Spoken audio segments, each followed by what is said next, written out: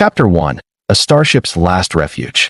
The vast expanse of the galactic frontier was littered with forgotten colonies and broken dreams, but none quite as desolate as the scorched world of Zara 9. Its once lush landscapes were now cracked and barren, sun-bleached, and pummeled by relentless acid rains. For years, the Zarans had struggled to survive on the planet's dying soil, their technology and resources worn thin by decades of neglect and cosmic indifference. Rumors among the star traders spoke of a final refuge, a human colony thriving on a distant terraformed world called New Eden where hope was still a currency worth trading for. It was there that Elias, a rugged and solitary human farmer, eked out a simple existence, tending his fields beneath the twin suns, unaware that fate would soon cast a desperate shadow upon his door. Elias was a man molded by hardship, with skin tanned like old leather and eyes that had seen too many seasons come and go without mercy. His sprawling fields of scent grain were a rare patch of life on New Eden's frontier, a beacon of sustenance in a world still healing from centuries of terraforming. His farm was modest by any standard, several acres of undulating golden crops, surrounded by a patchwork of weathered tools, rusting irrigation drones, and a single aging shelter that served as both home and workshop. The settlers here were few, scattered like ghosts clinging to a dream, but Elias prided himself on his labor, knowing each seed planted was a promise to the future. The morning air was dry and brittle when the distant hum of a starship's engines shattered the silence. Elias glanced up, shielding his eyes against the rising twin suns. A battered cargo vessel, half swallowed by the swirling dust storms common to New Eden's outer rim, limped toward the landing strip nearby. Such arrivals were rare. Most ships preferred the safety of the central spaceport miles away, but this one looked desperate. Elias wiped his brow and grabbed his old field scanner, curiosity flickering despite the routine grind of his daily chores. The ship shuddered as it descended, landing roughly with a plume of red dust. A hatch hissed open, and a figure emerged dragging the weight of exhaustion and pain in every movement. She was unlike anyone Elias had ever seen, a tall, slender woman, her skin a deep bronze dusted with ash and scars that spoke of a life far harsher than this one. Her eyes held a fire that refused to be extinguished despite the shadow of hopelessness clouding them. Her clothes were tattered remnants of what might have been a uniform or some form of workwear, now dirted and frayed by travel and hardship. Elias felt a pang of recognition in that look. He had seen it in the faces of refugees, traders, and travelers who had gambled everything on a chance at survival. She staggered toward him, her voice raspy but urgent as she spoke in halting galactic common. "Please. I'll work your fields. Human, just feed my hungry children." Elias's heart tightened as he looked beyond her, where three small figures crouched beside the ship's shadow, children no older than 7 or 8, gaunt and trembling, their wide eyes filled with a mixture of fear and hunger. The woman's desperation was palpable, and the unspoken plea in her words struck a chord deep within Elias's worn soul. Here, on this fragile new world, amid his carefully tended crops, a mother sought refuge for her family, willing to barter her strength and labor for the barest chance of survival. But New Eden was no easy sanctuary. The colony was a patchwork of settlers, each struggling to carve out their own piece of prosperity. Resources were scarce, and the community wary of strangers, especially those carrying the stench of alien worlds rife with conflict and ruin. Yet Elias saw something in this woman, a stubborn hope, a determination that mirrored his own. Without a word, he motioned toward the barn, signaling a temporary shelter. As she moved to gather her children, he scanned her ship, noting the battered hull and the faded insignia of the Jaran Federation, a reminder that even in the farthest reaches of space, wars and suffering followed like shadows. The woman introduced herself as Kara, and through broken exchanges over the following hours, Elias learned fragments of her story. Their homeworld, Zara 9, had been a victim of political collapse and environmental catastrophe, forcing thousands to flee. The Federation's grip had weakened, leaving refugees to scavenge the stars for a place to call home. Kara was a farmer once, like Elias, before war and famine tore everything away. Now, she had come to New Eden as a last hope, willing to work hard in exchange for food and shelter, not just for herself, but for the children she bore alone. The weight of her story settled heavily on Elias's shoulders. Helping them meant stretching his already meager supplies, risking the suspicion of his neighbors, and perhaps endangering the fragile balance he had maintained for years. But as the twin suns set and the colony's lights flickered in the distance, Elias made a choice. He would give them a chance, not just out of charity, but because he understood the raw ache of survival. In the quiet that followed, beneath a star-strewn sky, a bond began to form between a human farmer and an alien mother desperate to reclaim her family's future. Yet, unknown to Elias, this act of mercy would set in motion a series of events far beyond the fields of New Eden, events that would challenge the colony's fragile peace and thrust him into the heart of an ancient galactic struggle, where the cost of compassion could mean the survival of many worlds. The first night with Kara and her children in Elias's humble shelter was a fragile, quiet thing. The hum of distant colony machinery and the whisper of wind over the synthetic grain fields were the only sounds that accompanied them. Kara sat close to the small hearth Elias had managed to light, her fingers tracing absent patterns in the dust on the floor, eyes distant and haunted. Her children, thin and gaunt, clung tightly to her skirts, their breathing shallow but steady in sleep. Despite the harshness of their arrival, there was an unspoken gratitude in the way Kara watched Elias, not merely as a provider, but as a lifeline tethered to a hope that had seemed all but lost. The following days were grueling. Elias showed Kara how to tend the tough, engineered crops, how to coax life from soil still stubborn with the scars of its alien past. She worked tirelessly, her hands blistered and dirt-streaked, moving with the rhythm of the land that had once been hers before war and famine made her a refugee. She spoke little of her past beyond fragments, names lost in translation, a husband claimed by the chaos of conflict, a village burned to ash, but her determination was evident in every seed planted and every stubborn weed uprooted. The children, though weakened by hunger, began to grow stronger, their laughter faint and fragile, returning slowly to the dusty fields. The colony's other settlers watched warily, whispers of suspicion shadowing their cautious acceptance. One evening, as the twin suns dipped below the horizon and cast long shadows over the fields, Elias found himself standing beside Kara, surveying the rows of budding synth grain glowing faintly in the dusk. The air was thick with the scent of earth and hope. Kara's voice, soft but steady, broke the silence. "You are kind, human." Many would turn away. "But here, I feel something I haven't known in years." "Safety." Elias nodded, feeling the weight of her words sink deep into his chest. In that moment, the line between stranger and family blurred, stitched together by shared struggle and the fragile promise of renewal. But peace on New Eden was a fragile illusion. The galaxy beyond their isolated patch of land was restless. Reports crackled through the colony's communication arrays of rising tensions between the Jaran Federation remnants and the expanding Dominion, a ruthless coalition bent on subjugation and control. Refugees like Kara carried not only their desperation, but also dangerous secrets and debts owed to factions that did not forget nor forgive easily.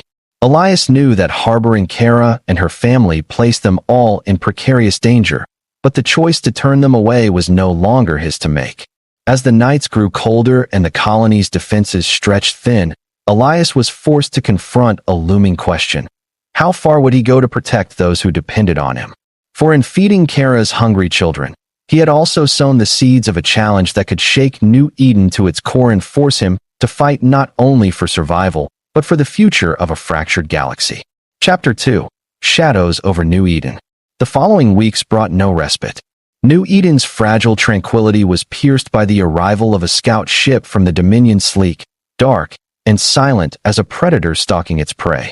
The colony's sparse security forces scrambled to respond, but their outdated weapons and lack of reinforcements made resistance futile. Elias watched from the edge of his fields as the Dominion emissaries made their presence known, their demands cold and absolute. Surrender Kara and her family for questioning or face swift reprisal. The colony's council convened in tense secrecy beneath the central dome, debating their dwindling options. Many saw Kara as a liability and unwanted reminder of galactic conflicts they wished to forget. Some whispered fears of Dominion spies, of contagion brought by refugees who carried the scars of wars too distant to understand. Yet Elias stood firm, his voice steady as he argued for the woman who had become more than a stranger, a symbol of resilience and hope. "If we hand her over," he said quietly but with iron resolve, "we betray everything we've built here. I won't let fear rule us." Kara, too, was no passive victim.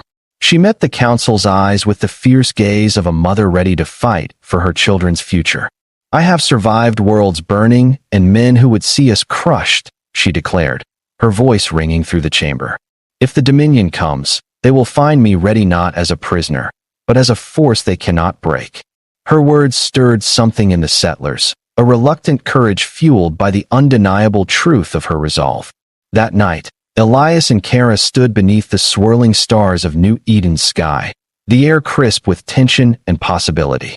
The fields they had nurtured together stretched around them, a fragile border between survival and devastation. "They will come," Elias said, voice low and heavy with foreboding. "And when they do, we'll have to decide what kind of future we're willing to fight for." Kara's hand found his, their fingers intertwining in a silent pact forged by hardship and hope. As the first Dominion patrols darkened the horizons, the settlers prepared for a battle that transcended borders and species. What began as a simple plea for food and shelter had grown into a stand for freedom, where the courage of a single human farmer and an alien mother might ignite a spark that could change the fate of countless worlds. The colony braced itself as whispers of impending conflict spread like wildfire through the narrow corridors and humble homes of New Eden. Supplies were rationed tighter than ever. Settlers who once exchanged smiles now passed each other with wary glances, burdened by the weight of uncertainty. Elias, who had spent years cultivating the land in solitude, suddenly found himself thrust into a role he had never sought, a reluctant leader standing between his neighbors and a dark, encroaching force. His fields, once symbols of quiet perseverance, now doubled as a staging ground for defenses hastily erected from salvaged parts and ancient blueprints. Kara's presence was both a beacon and a catalyst. Her knowledge of guerrilla tactics gleaned from years of surviving in war zones became invaluable. Each evening, beneath the dim glow of flickering lanterns, she taught small groups of settlers how to move silently, how to read the signs of approaching scouts, how to use their environment to their advantage.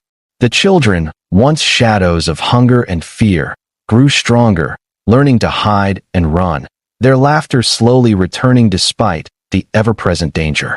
But it was Kara's fierce spirit that truly galvanized the colony, transforming fear into determination. Yet even as preparations unfolded, a deeper tension simmered beneath the surface. The Dominion's emissaries had sent a veiled warning, a message etched in cold steel and threatening silence. Their demands were clear: surrender Kara and her family, or face annihilation. But the colony's council was fractured. Some urged negotiation, hoping to buy time or mercy. Others whispered of escape, but the vastness of space and limited resources made flight a desperate gamble. Elias felt the pressure mounting, caught between duty to his neighbors and a growing bond to the alien mother who had entrusted him with her children's lives. One cold morning, as the twin suns cast long shadows over the fields, Elias found Kara standing at the edge of the crop rows, staring toward the horizon where the Dominion patrols had been spotted. Her eyes, sharp and unyielding, reflected the harsh landscape that shaped her resolve. "They underestimate us," she said quietly. "They see refugees and weakness, but they don't understand the strength born from desperation. We have no choice but to fight." Elias nodded, the weight of command settling heavily on him. "Then we prepare to stand not just for survival, but for the future we believe in. Your children, this colony. It's more than land or food. It's a chance to build something new." As the sun dipped below the horizon, painting the sky in hues of fire and ash, the settlers gathered. Weapons fashioned from scavenged tech hummed to life, and the air was thick with a mixture of fear and resolve. Kara moved among them, a figure of fierce determination, inspiring even the most doubtful. The fields, once silent witnesses to quiet toil, now echoed with the heartbeat of defiance. The night deepened, and with it came the first signs of the Dominion's advance, a flicker of lights moving through the distant shadows, a distant murmur of engines and commands. Elias tightened his grip on the crude weapon he'd fashioned, standing shoulder to shoulder with Kara and the colony's defenders. In that moment, beneath the indifferent stars, the fate of New Eden would be decided not by the strength of machines or the cold calculations of empires, but by the courage of those who refused to surrender their humanity. The night air was taut with tension, as if the very atmosphere held its breath in anticipation of the coming storm. The settlers huddled behind makeshift barricades, their faces illuminated by flickering lights and the faint glow of weapon consoles. Children were kept away from the front lines, their wide eyes reflecting a mixture of curiosity and fear, while the adults gripped their arms tight around whatever tools could serve as weapons. Elias stood silently beside Kara, their breaths visible in the cold air, their shared resolve a steady beacon amid the chaos. Hours passed, measured only by the shifting constellations overhead and the occasional distant rumble of Dominion engines growing nearer. The first skirmishes were brutal and swift, in exchange of laser fire and plasma bursts that shattered the night's fragile calm. The Dominion forces, disciplined and ruthless, pushed forward with calculated precision, but they were met by a ferocity born not just from desperation, but from a collective will to protect their fragile new home. Kara's tactical acumen shone brightest in these moments. She directed settlers with quiet commands, moving reinforcements where they were needed most, turning the fields and broken terrain into a maze of traps and ambush points. Despite their best efforts, the Dominion's relentless advance was exacting a heavy toll. Several homes were burned, fields trampled underfoot, and many settlers lay wounded or worse. Elias, despite his exhaustion, fought with a grim determination, driven not by hatred but by the desire to keep alive the small flame of hope kindled by Kara's presence. When a stray blast tore through a nearby barricade, scattering debris and sending sparks flying, he shielded a child with his own body, feeling the sting of shrapnel bite into his arm. Pain was a reminder he was alive and fighting. As dawn broke, casting pale light over the battered fields, a tense silence fell. The Dominion forces had paused, regrouping for what promised to be a final push. The settlers, bloodied but unbowed, tended to their wounded and steeled themselves for the inevitable. It was then that Elias and Kara shared a brief moment away from the fighting, the weight of leadership heavy but their spirits intertwined. "We've bought them time," Kara said, her voice steady but soft. "But this is only the beginning. We must find allies, or we'll be overwhelmed." Elias nodded, his gaze drifting toward the horizon where New Eden's distant city lights flickered like fragile stars. "Then we fight not just to survive today, but to send a message that even in the darkest corners of the galaxy, hope endures." Chapter 3. Allies in the Void. The aftermath of the battle left New Eden scarred but alive. The fields bore the marks of conflict craters from energy blasts, shattered stalks of synth grain, and the stubborn resilience of new shoots breaking through scorched earth. The settlers worked tirelessly to repair what they could, their hands steady despite bruises and fatigue. Among them, Elias and Kara moved with purpose, orchestrating defenses and scouting patrols to ensure the Dominion's shadow did not return unannounced. But Kara's warning echoed in Elias's mind. Survival depended not only on their own strength, but on forging bonds beyond New Eden's borders. The galactic frontier was vast, and allies were scarce. Yet, whispers of a renegade fleet, dispossessed warriors, and exiled diplomats opposed to the Dominion offered a fragile glimmer of hope. One evening, a crackling transmission interrupted the colony's routine, a garbled message bearing the emblem of the HFY nomadic faction known for their fierce independence and mistrust of centralized powers. Elias gathered the council in the central dome, the flickering holograms casting long shadows as the message played. To the defenders of New Eden. "We've heard your call. We sail the stars, searching for those brave enough to stand. If your will is true, meet us at the Draken Rift. Together, we may turn the tide." The offer was fraught with risk. The Draken Rift was a volatile expanse, notorious for pirate activity and deadly storms. Yet, without allies, New Eden's fate was sealed. Kara's eyes shone with determination as she stepped forward. This is the chance we've waited for. I will go and take a contingent of fighters. We will prove our strength and earn their trust. Elias felt a pang of fear sending Kara away, meant exposing her to dangers no mother should face. But he also knew the truth in her words. The fight for New Eden was no longer confined to its battered fields. It had become a battle for survival in the vast and unforgiving void. As preparations began for the perilous journey, the colony held its breath. The fragile alliance that might save them was a beacon of hope, but the path to it was fraught with peril. Elias, standing among his people beneath the endless stars, vowed to protect their home, no matter the cost. The days that followed were a whirlwind of preparation and tension. Kara's contingent was small but determined, hand-picked fighters who knew the price of survival and the stakes of this desperate gamble. Elias helped repair the battered transport ships, salvaging parts from wreckage and repurposing old mining vessels for the perilous trip to the Draken Rift. The colony's engineers worked around the clock, the hum of machinery and the clang of tools filling the air like a heartbeat of urgency. Kara moved among the settlers with quiet purpose, her sharp eyes scanning every face, every whisper. She held private councils with her chosen fighters, drilling tactics that combined guerrilla warfare with the unconventional knowledge gleaned from years surviving the shattered worlds of the Jaran Federation. Her children stayed behind, cared for by Elias and the remaining colonists, their presence a poignant reminder of what was at stake. The bond between Elias and Kara deepened, forged in shared sacrifice and the unspoken understanding that this journey could change everything or end it all. The night before departure, the colony gathered in the central dome, a fragile assembly of hope and apprehension. The settlers stood shoulder to shoulder, their faces etched with exhaustion, yet shining with fierce determination. Elias addressed them, voice steady but charged with emotion. This mission is our lifeline. The Ashari may be our only chance to resist the Dominion's shadow. We send our best forward, but we stand united here, on this soil, the heart of New Eden. No matter what comes, we fight together. As the transports lifted off, the twin suns dipping below the horizon bathed the land in hues of gold and crimson. Elias watched until the ships were mere specks against the sprawling cosmos, a knot of worry tightening in his chest. The void was vast and merciless, and every star beyond carried unknown dangers.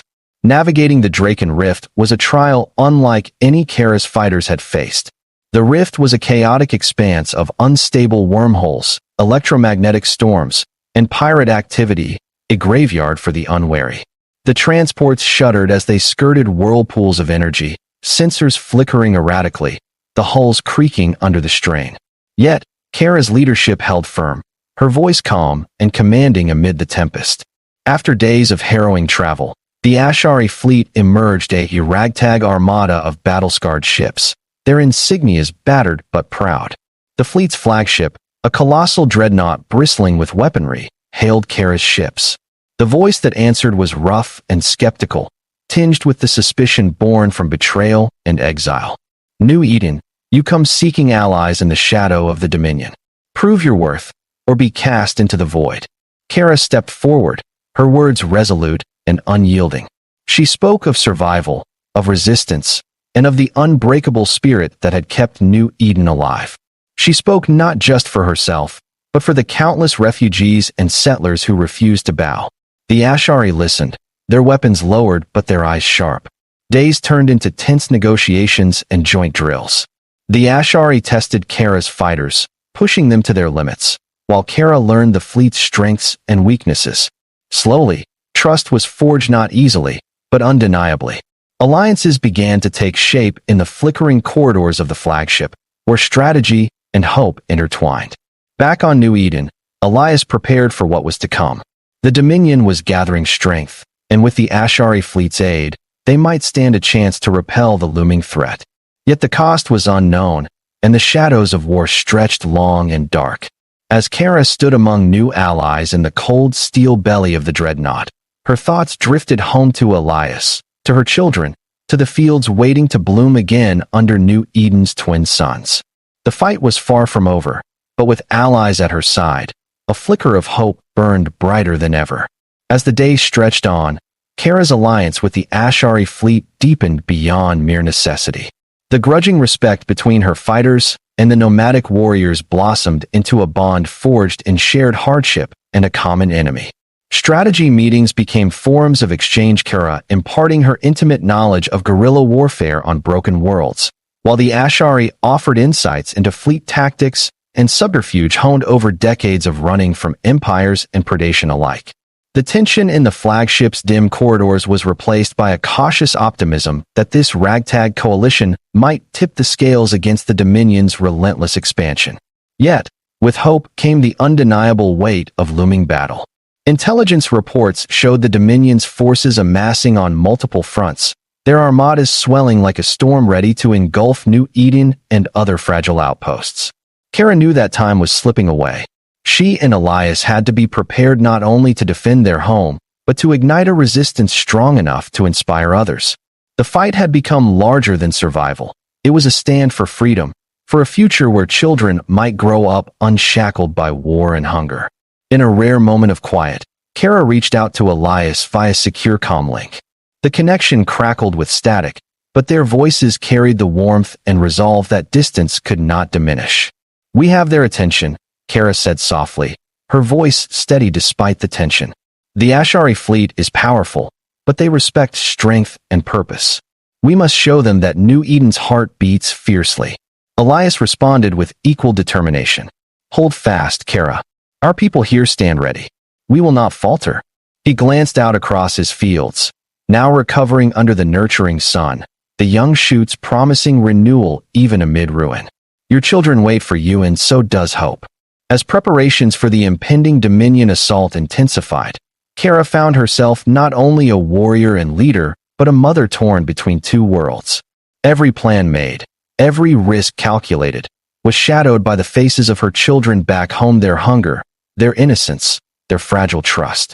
She vowed to return, not just as a survivor, but as a guardian of their future. Chapter 4: The Fields of Tomorrow. The battle for New Eden unfolded beneath twin suns blazing with unforgiving light. The Dominion's armada arrived like a dark wave crashing against the shores of a fragile world, their ships casting ominous shadows across the sky. The colony's defenders, bolstered by the Ashari fleet and Kara's seasoned fighters, met them with fierce resistance, a symphony of laser fire, plasma bursts, and the thunderous roar of engines. The air was thick with smoke and determination, the very soil trembling beneath the footsteps of those fighting for survival. Elias stood amidst the fields he had nurtured, his arms still healing from wounds past, but his spirit unbroken. The settlers fought with a desperate courage, their resolve fueled by the simple yet profound desire to protect their home, their families, and the promise of peace. Kara, returning from the void with her allies, led the charge, her voice a clarion call rallying the disparate forces into a cohesive, unstoppable force. The battle was brutal and unyielding, stretching over days that blurred into nights. Yet amid the chaos, moments of humanity shone brightly. Kara's children, now grown stronger and safer within the colony's heart, witnessed their mother's bravery and the community's solidarity. They played among the recovering fields, their laughter a defiant anthem against the shadows of war. In the final clash, the Dominion's forces faltered under the combined might and tenacity of New Eden's defenders. Their retreat was a testament not to the power of empires, but to the indomitable spirit of those who refused to be broken. As the dust settled and the twin suns rose over a battered but unbowed world, Elias and Kara stood side by side, warriors, survivors, and guardians of a future born from sacrifice and hope. The fields, once barren and scarred, now promised abundance. Kara's simple plea to work the fields in exchange for feeding her hungry children had grown into a beacon of resilience that inspired a colony and echoed across the stars. New Eden was no longer just a refuge. It was a symbol of what could be achieved when compassion met courage, and when even the most broken could rise to build a tomorrow. The final battle for New Eden stretched beyond the limits of endurance. Days melted into nights under the twin suns, their relentless light exposing every scar and every sacrifice. The Dominion's armada bore down with all the cold precision of a conquering force, its warships darkening the skies, and shadowing the fragile fields below. Yet, the defenders' farmers, refugees, Ashari warriors, and fierce mothers like Kara stood resolute, a wall of living defiance born of desperation and hope. Elias found himself at the heart of the chaos, his body moving on instinct honed by years of toil and sudden violence. The acrid tang of burning circuitry and scorched earth filled the air, mingling with the sharp scent of sweat and blood. Each pulse of his crude weapon, each barked command, was a testament to the countless hours he had spent nurturing this land, the same land that now bore the footprints of war. He thought often of Kara's children, their laughter once fragile, now a stubborn flame pushing back the darkness. Amid the turmoil, Kara emerged as a force of nature, her movements fluid and commanding, a blend of maternal ferocity and hardened warrior instinct. She darted through the battlefield with strategic precision, rallying scattered fighters and striking down enemies with cold efficiency. Her voice rose above the din, a clarion call that fused disparate souls into a united front. For the children, for New Eden, she shouted, igniting a courage that refused to falter. The Ashari fleet, a swirling tempest of battered ships and battle-hardened pilots, wove through the Dominion's lines with fierce grace. Their hit-and-run tactics disrupted the enemy's formations, while their boarding parties struck deep into the warships, sabotaging critical systems. Elias watched as the tide slowly turned, the Dominion's advance faltering against this unyielding mosaic of resistance. But the cost was high. Fields that had been Elias's sanctuary were now battlefields stained with sacrifice. Friends fell, their names etched into the memories of survivors and the soil itself. The colony's spirit was tested, stretched thin by grief and exhaustion. Yet, even in the darkest hours, a collective heartbeat of hope pulsed stronger than fear. Then, as the twin suns rose on the fourth day, a pivotal moment unfolded. Elias, alongside Kara and a band of fighters, breached the Dominion flagship's command deck. What they found was not the cold machinery of war, but a fragile hub of command where doubts flickered among the enemy ranks. The Dominion officers, confronted by the unyielding spirit of New Eden's defenders, wavered. Some surrendered, others fled in haste, leaving their armada vulnerable. The retreat was chaotic but decisive. The Dominion forces withdrew, their shadow lifted from New Eden's skies. The colony, battered but unbroken, had defied the might of an empire. As silence fell over the fields, broken only by the distant hum of recovering machinery and the soft murmur of the wind, Elias and Kara stood amid the ruins and renewal, their hands entwined, their eyes reflecting a future born from struggle. In the days that followed, New Eden blossomed anew, not just in fields of grain, but in the hearts of its people. Kara's children grew strong, their laughter weaving through the recovering fields like a promise. The colony rebuilt, bolstered by newfound alliances and the enduring truth that even the smallest acts of compassion could spark revolutions. Elias, once a solitary farmer, now walked the fields as a guardian of hope. Kara's simple words echoed still. "I'll work your fields. Human, just feed my hungry children." Those words had sown more than crops. They had planted the seeds of a future where survival was intertwined with dignity, and where humanity was measured not by conquest, but by the strength to protect the vulnerable. New Eden was no longer just a refuge. It was a home, a testament to the power of kindness, courage, and the unbreakable bonds forged in the soil of tomorrow. The dawn after the Dominion's retreat brought an eerie calm over New Eden, a silence filled with both relief and the heavy weight of loss. The scorched earth, the shattered crops, and the crumpled remnants of war machines all told stories of sacrifice, but beneath that lay a quiet resilience that refused to be extinguished. Elias moved slowly through his fields, now scarred but still alive, his fingers brushing the tender green shoots pushing stubbornly through the soil. Each sprout was a testament not only to nature's will, but to the indomitable spirit of those who refused to give in. Kara stood beside him, her gaze soft but fierce, watching the children play among the ruins. Their faces, once gaunt and haunted, now shone with the unburdened joy of safety. Her voice, steady and warm, broke the silence between them. "We came here as refugees, hungry and broken. Now we are something more. We are a family, bound not by blood alone, but by the choices we made, by the hope we refused to lose. Elias nodded, the corners of his mouth lifting in a tired smile. You came to work my fields, to feed your children. But you've given us all something greater, the courage to stand, to rebuild, to believe. The colony gathered that evening beneath the vast New Eden sky, twin stars casting a gentle glow over the land. Stories of the battle were shared, tears mingled with laughter, and promises were made to protect what had been won.